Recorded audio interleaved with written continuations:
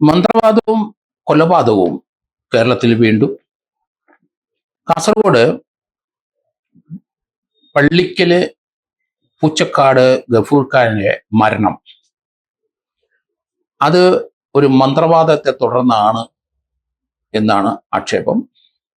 596 പവൻ മന്ത്രവാദം ചെയ്തവർ കൈക്കലാക്കി എന്നാണ്. നോട്ട് ഇരട്ടിക്കുന്ന പോലെ മന്ത്രവാദത്തിലും സ്വർണം ഇരട്ടിക്കാനായിരിക്കാം ഒരു മന്ത്രവാദിനിയും അതുപോലെ തന്നെ അവരുടെ ഭർത്താവും കൂടെ 2-3 പേരും. അവരാണ് ഗഫൂർ ഖാനെ ഈ മന്ത്രവാദത്തിന്റെ പേരിൽ കൂടുതൽ സ്വത്താർജിക്കാം എന്ന് പറഞ്ഞ് വിശ്വസിപ്പിച്ച് അയാളുടെ വീട്ടിൽ മന്ത്രവാദം ചെയ്തുകൊണ്ടിരുന്നത്. ഏതായാലും ഇരട്ടിക്കുകയാണ്. അവരുടെ വീട്ടിലുള്ള സ്വർണം മാത്രമല്ല, ബന്ധുക്കളുടെയും പരിചയക്കാരുടെയും കുറെ അധികം സ്വർണം, 596 പവനോളം ഇവര് കൈവായ്പ വാങ്ങിച്ചിരിക്കുന്നു എന്നുള്ളതാണ്. അത്രയും സ്വർണത്തിന്റെ ഏകദേശം 600 പവന്റെ സ്വർണം ഏകദേശം 3.5 കോടി രൂപയുടെ സ്വർണമാണ്. അത് വല്ലാത്ത ഒരു തട്ടിപ്പായി പോയി. കാരണം ഒരു മന്ത്രവാദിനി ആ വീട്ടിൽ വന്നുകൊണ്ടിരുന്നു. അവരുടെ ഭർത്താവുമാണ് അവരെ കൂട്ടിക്കൊണ്ടുവരുന്നത്. വേറെ 2 സഹായികളും വന്നുകൊണ്ടിരിക്കുന്നു. ആ സംഭവം 2023 ഏപ്രിൽ 14 ആ വീട്ടിലെ ഗഫൂർ ഖാൻ മരിച്ച് ബെഡ്റൂമിൽ കിടക്കുന്നതായിട്ടാണ് കാണുന്നത്. ഗഫൂറിന്റെ വീട്ടിൽ ആ സമയത്ത് ഭാര്യയും മക്കളും ഇല്ല. മന്ത്രവാദത്തിന് വേണ്ടിയിട്ട് അവരുടെ ബന്ധു വീട്ടിൽ പറഞ്ഞു വിട്ടിരുന്നു. പക്ഷെ രാവിലെ കട്ടിലില് ഇയാൾ മരിച്ചു കിടക്കുന്നതായിട്ടാണ് കണ്ടെത്തിയത്. പോസ്റ്റ്മോർട്ടം ചെയ്തെങ്കിലും മറ്റ് വിവരങ്ങളൊന്നും പുറത്തേക്ക് വന്നില്ല. എങ്കിലും 2020 ഏപ്രിൽ 14 പുലർച്ചെ വീട്ടിൽ മരിച്ചു കിടന്ന അദ്ദേഹത്തിന്റെ പള്ളിയിലെ ഖബറടക്കം നടത്തി. എന്നാൽ അത് ചില സംശയങ്ങൾ വന്നു. ഈ മന്ത്രവാദിനിയും ഭർത്താവും മറ്റുള്ളവർ സ്ഥിരമായി വീട്ടിൽ വരുന്നതും പൂജ നടത്തുന്നതൊക്കെ നാട്ടുകാർക്ക് സംശയമായി. അവിടെ ഇതിന്റെ സത്യസ്ഥിതി കണ്ടെത്തണമെന്നും ഇത്രയും ബാധ്യത ഇതിനകത്ത് വന്നിരിക്കുന്നതായി കണ്ടപ്പോൾ അത് തീർച്ചയായിട്ടും ഒരു കൊലപാതകമായിരിക്കും എന്ന് നാട്ടുകാർ നിശ്ചയിച്ചു. അതിനകത്ത് ചെയർമാൻ അംസനാര് ആമു ഹാജിയുടെ നേതൃത്വത്തിൽ ഒരു കർമ്മസമിതി അവിടെ ഉണ്ടായി. ഇതിനെപ്പറ്റി പോലീസ് അന്വേഷിക്കണം, അന്വേഷണം ഉടനെ മാറ്റണം. അന്വേഷണം എന്തായാലും അവിടെ DCRB DYSP ആണ് നടത്തിക്കൊണ്ടിരുന്നത്. ഏതായാലും അത് അവസാനം ക്രൈംബ്രാഞ്ചിലേക്ക് അന്വേഷണം മാറ്റിയിട്ടുണ്ട്. ക്രൈംബ്രാഞ്ച് വന്ന ശേഷമായിരിക്കണം ഏപ്രിൽ 28 കബറിടത്തിൽ നിന്ന് ഡെഡ് ബോഡി പുറത്തെടുത്ത് വീണ്ടും പോസ്റ്റ്മോർട്ടം നടത്തി. രണ്ടാമത്തെ പോസ്റ്റ്മോർട്ടത്തിലും കാര്യമായ ഒന്നും ലഭിച്ചിട്ടില്ല എന്നാണ് പറയുന്നത്.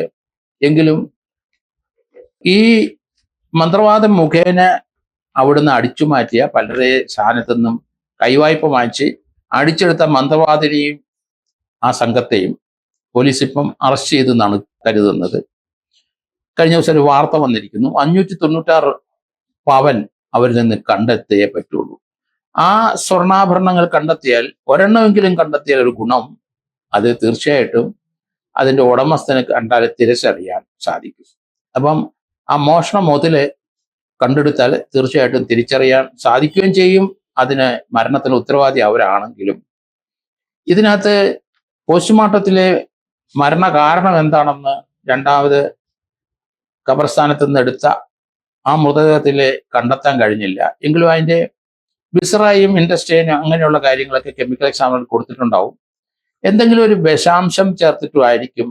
നമുക്കറിയാം, കൂടത്തായി കേസുമൊക്കെ നമ്മൾ കണ്ടു, അത് പൊട്ടാസ്യം സൈനൈഡ് ആയിരുന്നു.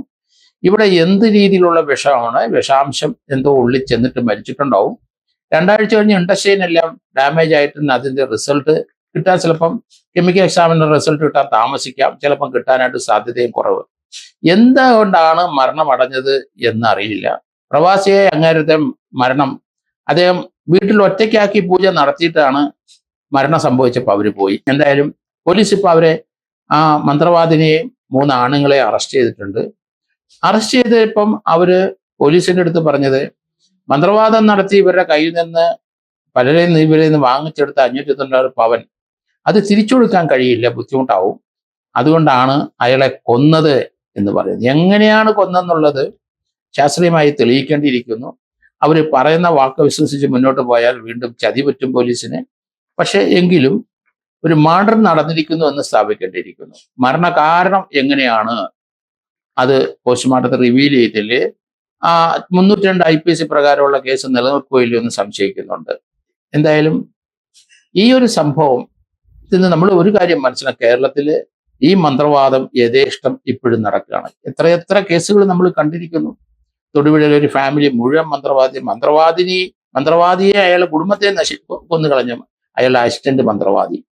അതേസമയത്ത് കട്ടപ്പനയ്ക്കടുത്ത് കാഞ്ചേരിയിലുണ്ടായ മന്ത്രവാദത്തിന്റെ ഫലമായി അവിടുത്തെ 2-3 കൊലപാതകം നമ്മൾ കണ്ടു.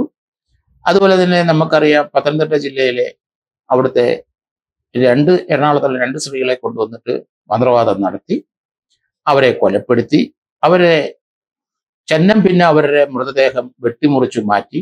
അതൊക്കെ നമ്മൾ കേരളത്തിൽ തന്നെ, ഈ സാംസ്കാരിക കേരളത്തിൽ നടന്നുകൊണ്ടിരിക്കുന്ന കാര്യം. ഇപ്പൊ വീണ്ടും കാസർഗോഡ് ഇതുപോലെ ഒരു മന്ത്രവാദത്തിന്റെ ഫലമായി ഒരു വീട്ടിലെ ആ പ്രവാസിയെ മരണപ്പെട്ടു അല്ലെ കൊലപ്പെടുത്തി എന്നുള്ള വാർത്തയാണ് ഇപ്പം വരുന്നത്.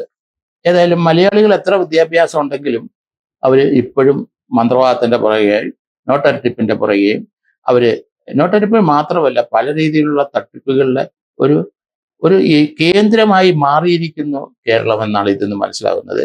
ഏതായാലും വിദ്യാഭ്യാസമുള്ള ആൾക്കാർ ഒരിക്കലും ശാസ്ത്രീയമായി ഒരു കാര്യവും ഡബിളാക്കാനോ അല്ലെങ്കിൽ അങ്ങനെ ഒരു ശക്തി ഒന്നും ഇല്ല എന്ന് മനസ്സിലാക്കണം. അതുകൊണ്ട് ഇതിലേക്ക് വിധേയമാകുന്നവരൊക്കെ ആരെങ്കിലുമായിട്ടൊക്കെ കൺസൾട്ട് ചെയ്ത് അവരുടെ വിദഗ്ധരുടെ അഭിപ്രായം അവിടെ ഇതിനകത്ത് സ്വീകരിച്ചിട്ട് വേണം ഇങ്ങനെയുള്ള കാര്യത്തിന് ഇറങ്ങിത്തിരിക്കാൻ. അത് അപകടം വരുത്തും. ഇപ്പം തന്നെ കണ്ടില്ല, അത്രയും പണം കൈക്കലാക്കി അല്ലെങ്കിൽ അത്ര സ്വർണം കൈക്കലാക്കിയ ആളെ അത് തിരിച്ചു കൊടുക്കാൻ കഴിയാത്ത അവസരം വന്നപ്പം അവര് വളരെ സൂത്രത്തിൽ അദ്ദേഹത്തിനെ കൊലപ്പെടുത്തി. അദ്ദേഹത്തിന്റെ വീട്ടുകാരുടെ അസാന്നിധ്യത്തിലാണ് ആ കൊലപാതകം. വീട്ടുകാരെ വേറെ സ്ഥലത്ത് പറഞ്ഞയച്ചു, അയാളെ ഒറ്റയ്ക്കായി. പക്ഷെ അയാള് ആ ബെഡ്റൂമിൽ മരിച്ചു കിടക്കുന്നതായിട്ടും കണ്ടു. എന്തായാലും ആ മരണകാരണം തീർച്ചയായിട്ടും ഈ കേസിന് വലിയ ഇമ്പോർട്ടൻ്റ് ആയ ഒരു കാര്യം തന്നെയാണ്. അത് കണ്ടെത്താൻ ഇതുവരെ കഴിഞ്ഞിട്ടില്ല. എങ്കിലും പണം അടിച്ചെടുത്ത് നിന്ന് അതൊരു റോബറി ഡക്കോയിറ്റിലോട്ട് തന്നെ വന്നിരിക്കുന്നു. അതിൽ മരണം സംഭവിച്ചിട്ടുണ്ടെങ്കിൽ അങ്ങനെ ആയിക്കോട്ടെ, എങ്കിലും പോലീസിനെ സംബന്ധിച്ചിടത്തോളം ഇതൊരു റോബറി ഡക്കോയിറ്റി ആണ്. ആ പണം ഉണ്ടെങ്കിൽ പണം, അല്ലെന്നുണ്ടെങ്കിൽ ഗോൾഡ്, അത് കണ്ടെടുക്കാനായിട്ട് ആ ഗോൾഡ് എങ്ങോട്ട് പോയി എന്നുള്ളവരെ ചോദ്യം ചെയ്യുമ്പോഴേ നമുക്കത് മനസ്സിലാവുകയുള്ളൂ. അങ്ങനെ അത് കണ്ടെടുത്തു കഴിഞ്ഞാൽ കേസിന് വലിയ സഹായമാവും, നല്ല തെളിവാകും. ഇവർക്ക് ഒരു കൺവിഷൻ വാങ്ങിച്ചു കൊടുക്കാനും സാധിക്കും.